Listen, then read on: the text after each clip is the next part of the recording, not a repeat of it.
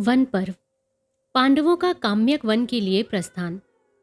जुए में सर्वस्त्र हारकर 12 साल का वनवास और 1 साल का अज्ञातवास भी स्वीकार करके खिन्न चित्त से पांडवों के साथ युधिष्ठिर वन के लिए तैयार होने लगे।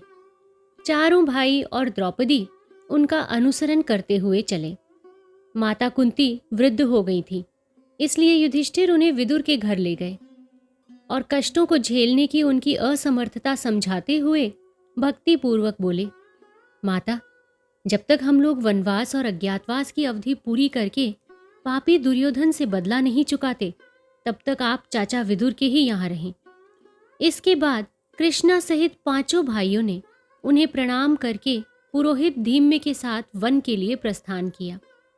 मलिन वेश धारण किए हुए युधिष्ठिर के पीछे पीछे चारों भाई द्रौपदी के साथ चले जा रहे थे। बात की बात में ये सारी खबर हस्तिनापुर फैल गई। लोग दुर्योधन तथा आंख के अंधे होकर भी अक्ल के दुश्मन राजा धृतराष्ट्र की कड़ी आलोचना करने लगे। ब्राह्मणों ने सोचा, ऐसे अधम राजा का राज्य इसी समय छोड़ देना चाहिए। जहां अन्याय है, जहां धर्म की ओर दृष्टि नहीं, वहां ब्राह्मणों को कदापि न रहना चाहिए। वे अन्य पुरवासियों के साथ एकत्र होकर उच्च स्वर से युधिष्ठिर का नाम लेकर पुकारते हुए पीछे पीछे दौड़े। ब्राह्मण मंडली तथा पौरजनों को प्रेमवश पीछा करते हुए देखकर धर्मात्मा युधिष्ठिर खड़े हो गए। ब्राह्मणों ने घेर कर कहा, धर्मराज, बिना तुम्हारे ये राज्य शमशान से भी भयंकर है। हम लोग भी तुम्हारे साथ वन चलेंगे। हम पर दया करो, हमें अपने साथ ले चलो, यहाँ हमारा निवाह न होगा। ब्राह्मणों के साथ तमाम साधारण लोगों को देखकर महाराज युधिष्ठिर चिंता में पड़ गए। सोचकर ब्राह्मण तथा पुरवासियों को धैर्य देते हुए बोले, हे विप्रगण, आप लोग प्रायः सभी वृद्ध हो रहे हैं, वन के दुस्सह कष्टों को ना झेल सकेंगे। पुनः मैं अब राजा नहीं रहा। वन में आप लोगों की उचित सेवा तथा भोजन पान का प्रबंध मैं न कर सकूंगा। इससे मुझे पाप होगा। इसलिए आप लोग अपने अपने गृह को लौट जाइए। अवधि पूरी करके मैं आप लोगों की सेवा में हाजिर हो सकूं, इसके लिए घर बैठे हुए ही परमात्मा से प्रार्थना कीजिए। इससे मेरा यथेष्ट कल्याण होगा। पर महाराज युधिष्ठिर के आश्वासन से भी ब्राह्मणों ने पीछा न छोड़ा। अन्य लोग तो लौट गए। ब्राह्मणों ने कहा, महाराज, चौथे पन में तपस्या करना हमारा धर्म है। आप हमारे भोजन पान की चिंता ना कीजिए। हम भिक्षा भ्रमण कर लेंगे। हम केवल आपके साथ रहना चाहते हैं। लाचार होकर महाराज युधिष्ठिर ने ब्राह्मणों को साथ ले लिया। ब्राह्मणों को साथ चलते हुए देखकर पुरोहित धौम्य ने महाराज युधिष्ठिर को सूर्यदेव को उपासना द्वारा प्रसन्न करने की सलाह दी। युधिष्ठिर के स्वीकृत होने पर मंत्र तथा पूजा का विधान भी बतला दिया। भगवान मरीचमाली ही संसार को अन्न तथा जल देकर प्रसन्न करते हैं। इस भाव से मंत्र जपते हुए महाराज युधिष्ठिर उपासना पूर्ण करने लगे। मंत्र सिद्धि के समय दिव्य रूपधारी सूर्यदेव युधिष्ठिर के सामने आविर्भूत हुए और अक्षय थाली देते हुए बोले, इसे लेकर तुम ब्राह्मणों की सेवा करो। द्रौपदी भोजन पकाकर उसी थाली में लेकर ब्राह्मणों को खिलाने लगी। पांडवों को भोजन कराकर बाद में स्वयं भोजन करती। सब लोगों की तृप्ति होने तक बराबर थाली में अन्न निकलता रहता। इस प्रकार महाराज युधिष्ठिर कुरुक्षेत्र होते हुए सरस्वती नदी के किनारे पर काम्यक वन में जाकर वास करने लगे। इसी समय एक दिन महाराज धृतराष्ट्र विदुर पर अत्यंत रुष्ट हो गए। कारण ये था कि विदुर पांडवों के पक्ष में प्रायः राज्यसभा में उनकी तारीफ करते थे। धृतराष्ट्र में पुत्र स्नेह की दुर्बलता थी। एक दिन उन्होंने विदुर को दुत्कार दिया।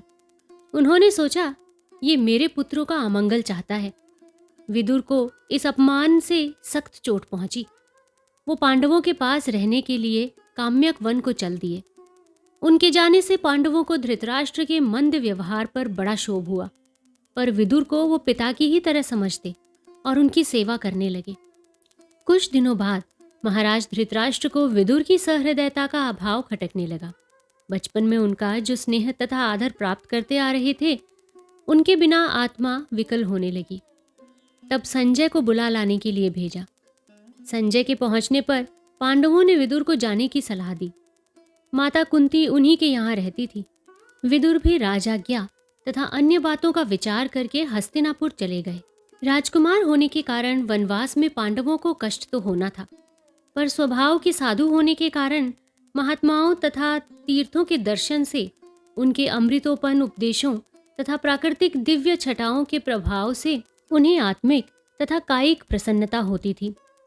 पांडव काम्यक वन, द्वैव वन आदि अनेकानेक वनों, शैल शिखरों तथा देवालयों की यात्रा करते फिरे।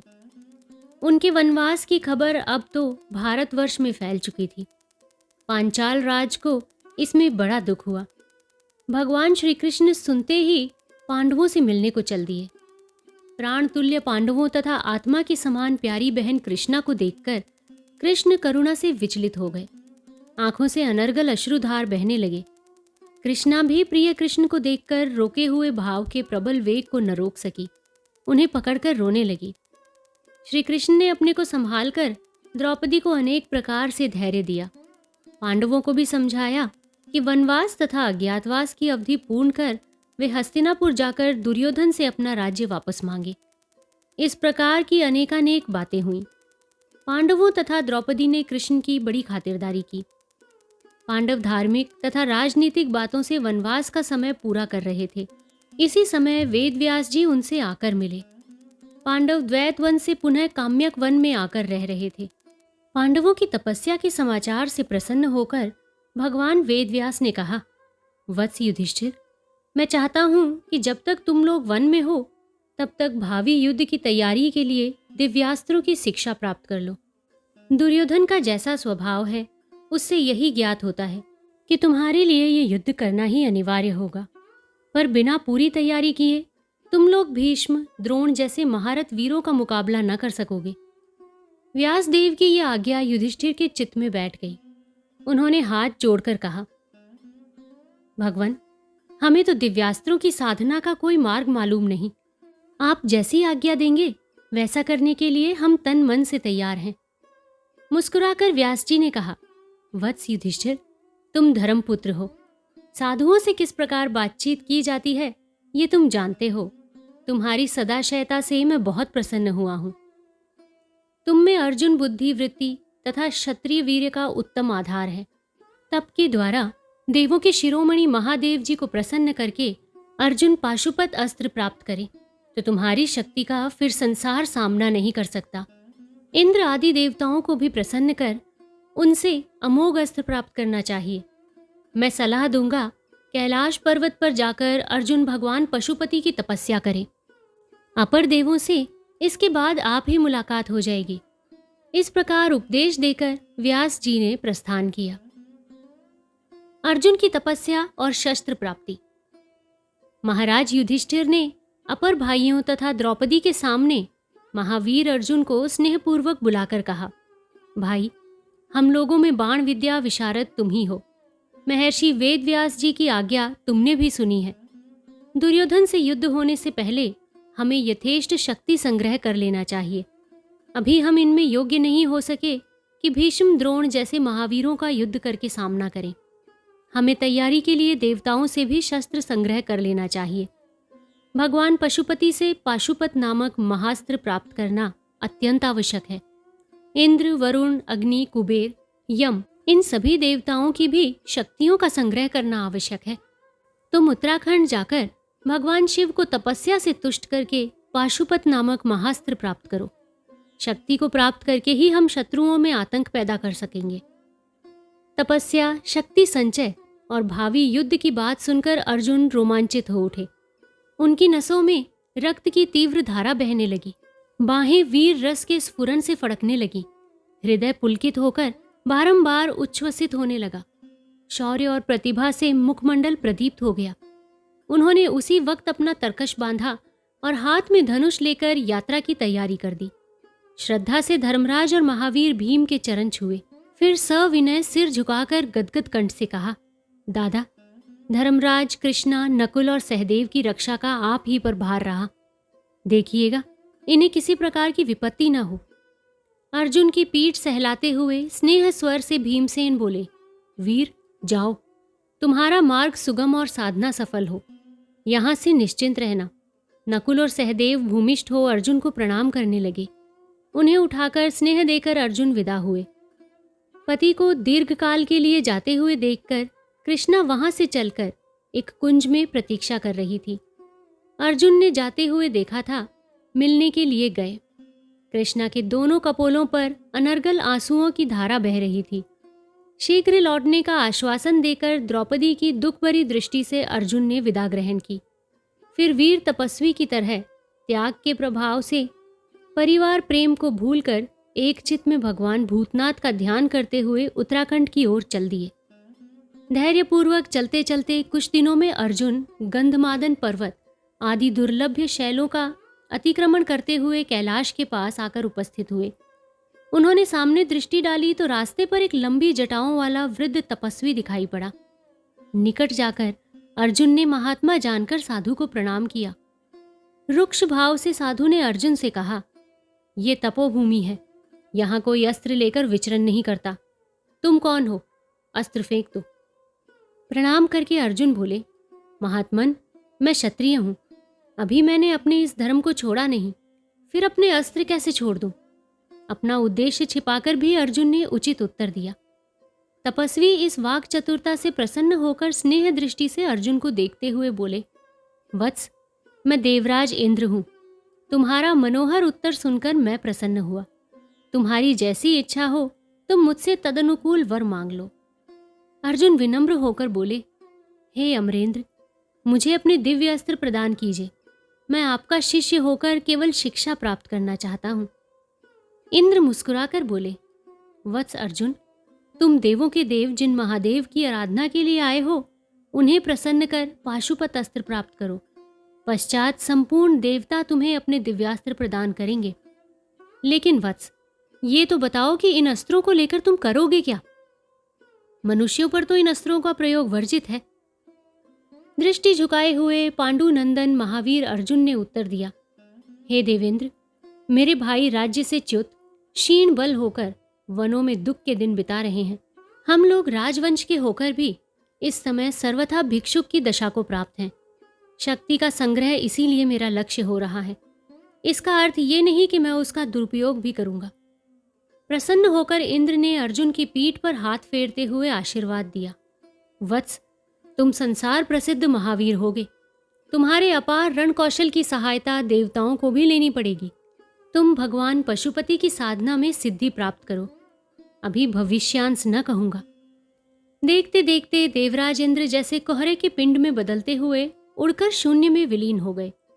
महावीर अर्जुन कुछ दूर चलकर कैलाश पर्वत के पदवेश पर एक सुहावनी भूमि निश्चित कर तपस्या में संलग्न हुए। उत्तरोत्तर अर्जुन की तपस्या उग्र से उग्रतर होती चली गई। पहले उन्होंने भोजन पान आदि को संयम पूर्वक वश किया। तत्पश्चात पूर्ण रूप से आहार का परित्याग कर दिया। पुनः उर्वरबाहु होकर तप करने लगे। कैलाश के तपस्वियों के एक दल ने महावीर कुंती पुत्र की उग्र साधना से घबराकर भगवान भूतनाथ से जाकर ये प्रार्थना की, भगवान, पांडुपुत्र अर्जुन किसी रजोगुण की प्रेरणा से अन्युग्र साधना में लीन हो रहे हैं। उनका तेज सत्व गुण वाले साधुओं को असह्य हो रहा है। आप दया कर उनकी मनोवांछा पूरी कीजिए। भक्तों की प्रार्थना सुनकर भगवान शिव मुस्कुराए और उन्हें सांत्वना देते हुए बोले कि बहुत जल्द ही वो अर्जुन की तपोअभिलाषा पूर्ण करेंगे। साधुगण शंकर को भूमिष्ठ प्रणाम कर अपने अपने आश्रम को लौट आए। एक दिन पार्वती जी को साथ लेकर महादेव जी अर्जुन की तपस्थली की ओर चले। अर्जुन को तपस्या करते अब तक 5 महीने हो चुके थे। वो अपने इष्ट की पूजा के लिए पुष्प आदि का चयन कर अपने स्थान को आए ही थे कि देखा एक सूअर घुरघुराता हुआ वन के कोने से आ निकला। सूअर को देखकर उसे मारने के अभिप्राय से वीर अर्जुन ने धनुष में शर योजना की, परंतु देखा एक व्याध उसी सूअर को अपना लक्ष्य बनाए हुए वन से बाहर निकला। अर्जुन ने व्याध की परवाह ना की और सूअर पर अपना तीर छोड़ दिया। व्याध और अर्जुन दोनों के तीर सूअर को लगे। विकट चित्कार करता हुआ सूअर क्षण मात्र में मृत्यु को प्राप्त हुआ। सूअर को मरा देखकर अर्जुन व्याध से अप्रसन्न हुए। बोले, जब पहले हम उस पर शर संधान कर चुके थे तब तुमने तीर क्यों छोड़ा? व्याध ठहाका मार कर हंसा। बोला, ऐसी बात तो कोई मूर्ख ही कहेगा। सूअर को तो बहुत पहले से हम अपना निशाना बनाए थे।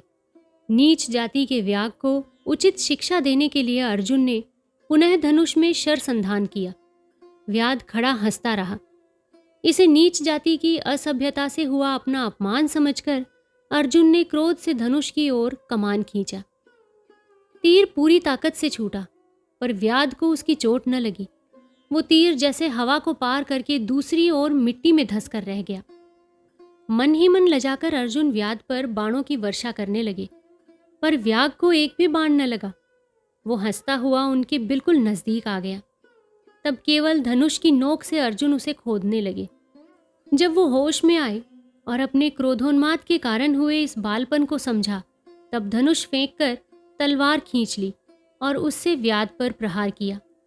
पर व्याध की देह में लगकर तलवार टुकड़े टुकड़े हो गई।